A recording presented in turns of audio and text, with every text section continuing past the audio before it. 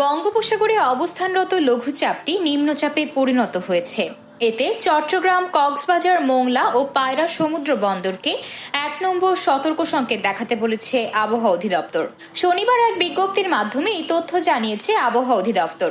বিজ্ঞপ্তিতে বলা হয়, পশ্চিম মধ্য বঙ্গোপসাগর ও তৎসংলগ্ন এলাকায় অবস্থানরত নিম্নচাপটি উত্তর পূর্ব দিকে অগ্রসর হয়ে একই এলাকায় ১৩.৮ ডিগ্রি উত্তর অক্ষাংশ এবং ৮৪.১ ডিগ্রি পূর্ব দ্রাঘিমাংশে অবস্থান করছে।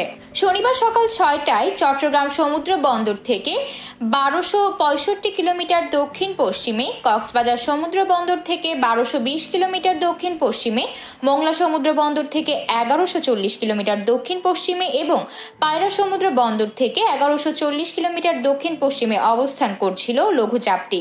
এটি আরও উত্তর উত্তর পূর্ব দিকে অগ্রসর হতে পারে। নিম্নচাপ কেন্দ্রের ৪৪ কিলোমিটারের মধ্যে বাতাসের একটানা সর্বোচ্চ গতিবেগ ঘন্টায় ৪০ কিলোমিটার, যা দমকা অথবা ঝড়ো হাওয়ার আকারে ঘন্টায় ৫০ কিলোমিটার পর্যন্ত বৃদ্ধি পাচ্ছে। নিম্নচাপ কেন্দ্রের নিকটবর্তী এলাকায় সাগর উত্তাল রয়েছে।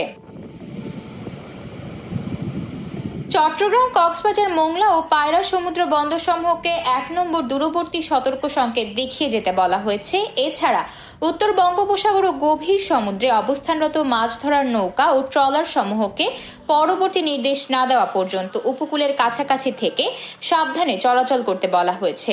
সেই সাথে তাদেরকে গভীর সাগরে বিচরণ না করতেও বলা হয়েছে।